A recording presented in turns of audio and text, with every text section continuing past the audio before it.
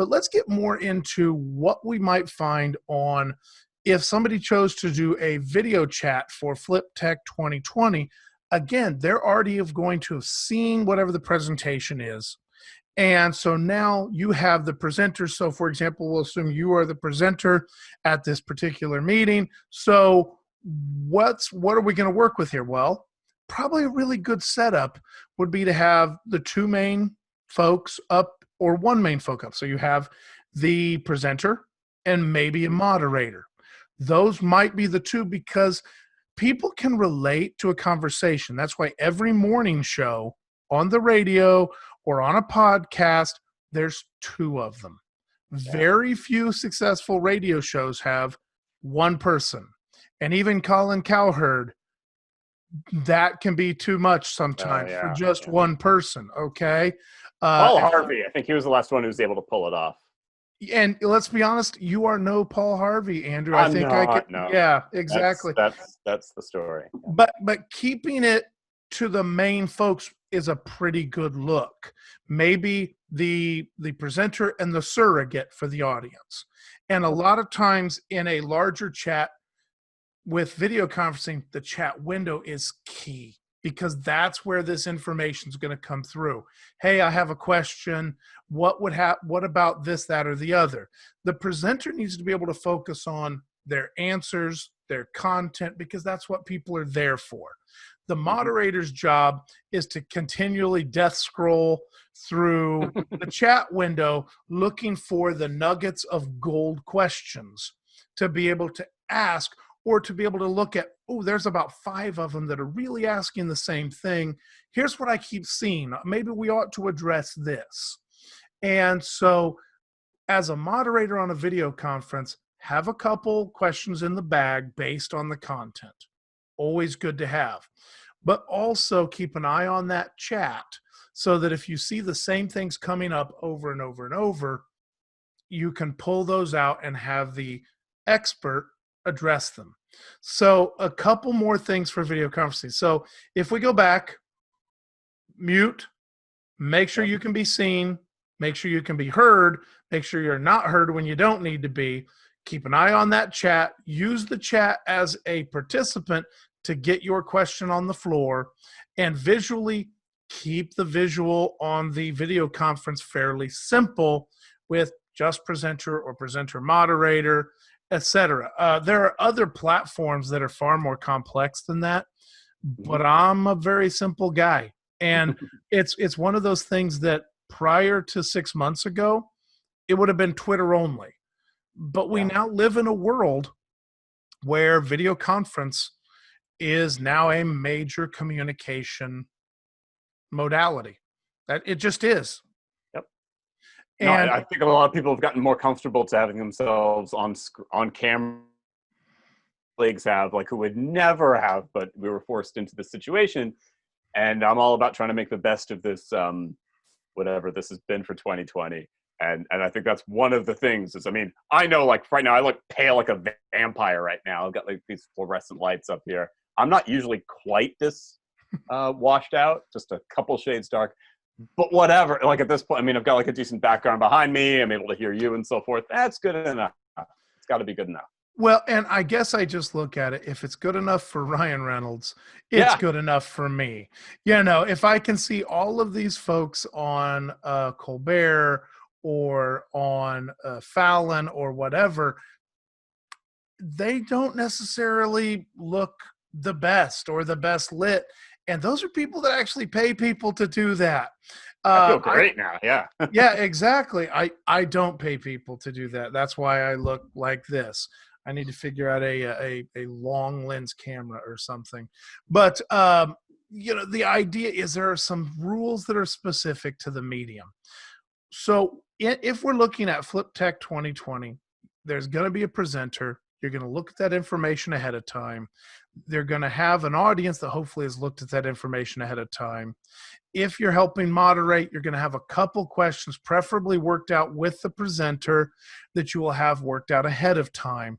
And then beyond that, you're going to keep your ear to the ground on the chat in Twitter or the chat in any sort of an online platform to know what are the folks that are in that gathering saying. What are they wanting to know? Because otherwise, what's the point of gathering? We could just do another question and answer video, but that's not really great. So those are the basic two platforms. Now, is there any other type of platform that you could think of for this type of conference that they might use beyond the two basics, the Twitter and the video conference, which could be Meet, Google, Zoom, whatever it is? Any other major platforms you think that we might run into? So there is one that I would throw out there to consider, and the naming might get confusing, but it's a Microsoft platform now, but it's called Flipgrid is one word for it. And again, I teach 8th grade social studies, and I dabbled with it a little bit before, but when I was looking for ways for students to, you're just looking for any way for them to like connect, but also to like output besides the awkward like Zoom chat potentially where like only 2 kids talk. Or reading more darn like Google Docs. So yeah, I caught my profanity there.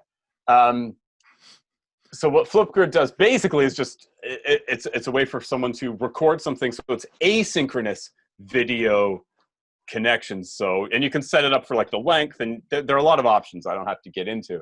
But basically you could have like a question or multiple questions out there, and users, participants could record their answer on their own time, whenever they're comfortable, 3 a.m., 3 p.m., wherever they are. Do it multiple times if they want to. And respond to like a prompt, respond to a question or something. And even Flipgrid's added, they could like respond to each other. You could watch someone, I could watch yours, Matt, and be like, click, Matt, you're totally wrong about that. You didn't consider blah, blah, blah, blah, blah. And maybe you see it and maybe you don't, but I feel better about myself. Or better yet, right, Matt, that was awesome. Like, that was like great. And then you can reply like, thanks, Andrew. Like that was. Yes, that's never happened on social media. Notice I went to the other one first. I feel kind of bad about that. No, that's the default position. But no, I like where you're coming up. I had totally neglected Flipgrid. And interestingly enough, the Flipgrid does take the asynchronous component of Twitter, and it merges it with the visual component of video conferencing. So let's just explain it very basically. It is flipgrid.com, isn't it? Is it .com? Yes, it is. Yeah, it's a .com. It's free for now. That's why. Yes. I'm not compensated in any way. That's exactly it. Okay. Flipgrid.com, but you can send us T-shirts if you'd like. Oh, sure. Big enough, big ones, please. Not the stupid small ones like wears a hat. All right, but if you have Flipgrid, all it is in essence, you post up a request for response. So as the presenter, Andrew says, this has been my presentation. Hey, I would like maybe somebody to respond. How did you feel about this aspect of something I talked about? And that goes out, and I would receive it. It comes as a link. I click the link, and I say, well, I think that in response to your general demeanor, the best thing that I can do is add my 2 cents as the follows. And there's a set of rules that you can put in place. Sure. But in essence, that's shipped back to not just the presenter, but it's posted on basically a giant digital bulletin board. And so other people can respond to my response, or they can respond to the presenter can respond to me. And so you add the visual element, but you still keep the asynchronous element. One of the things I do love about Flipgrid, and I've used it in my classroom repeatedly, it allows students that don't operate in the moment to participate. Those that like to reflect, those that like to be intentional, those that like to redo it because, oh, I stuttered there on that one. They can redo it and take out the stutter. It's not a big deal. So that is another platform that is really worth educators taking a look at, and might be something that we might want to consider working into if you're a presenter at FlipTech2020. And I'll just say too, like one thing that's been a work on for my students, and maybe could work for some adults too. So like you could have the camera, right? Like I'm trying to get it here, right? Like on something like this is literally what a student did, is like put like a sticky note with like hi up on their wall. And that's all I'm looking at. while I was listening to that student give their fantastic response, but they were not going to put their face on there. I've had students put like stuffed animals up there, which is great too. I've had them like stroking their pets. I mean, that's possible also. So it can take out, and again, maybe for some adults, again, the equivalent of the lurkers on Twitter. If you don't want us to show us your face, you got that weird bee sting on your cheek and you don't want us to see or something, but we can still see or hear you. And there are other little tools that Flipgrid can offer too. And so that's a good third platform, I think. That is actually a really good idea, because it does allow a person to be auditory without being visual. And I am present because all the evidence says I am present, but that means you still can't necessarily see my face. That's or like put an emoji on over their head too. I've had like some of those. Kids like have some fun with it, and adults are just big kids. Yeah, let's be honest. I don't need any giant circles over my already gigantically circle head. Like, look, I'm a happy face. All right, so okay, look, I'm basically a human emoji. So, but I do like the idea of being able to dial up or dial back the public level that you choose as a respondent. So that is really positive. Well, Andrew, I think we've covered basically three kind of nice platforms, two that are super common, one that I think probably needs a little more attention, and none of these things are overly difficult. I will probably try to put together a couple little screencasts, specifically walking folks through how you would set up with a Twitter, how you would do some of these things. But overall, I think just getting part of the discussion, getting your feet wet, not being afraid to just tune in. Because as far as I'm aware, I think the big thing we need to leave with is there's no penalty for messing it up. And we've all been pushed out of our comfort zone in various ways to various degrees. And this is just a matter of like maybe even not so far, but for something that's going to help you as well. I think what FlipTech's going to do. We've done so much for our students, but take a little back, take a little chance for yourself, I think. And I think it is. I think it's time to reflect. Some people have come up with some really good solutions in this very difficult time. And it's time to share those, because when we share them with others, it's always amazing to me how much I get back out of it. Because if you take it out of my situation and put it over here in your situation, there's something else to be learned from it. So taking a little time and a little care is going to be a big part of what FlipTech 2020 is about. So, well, thank you, Andrew, for joining me. This, again, has been Ed at Your Best, and we appreciate you joining us.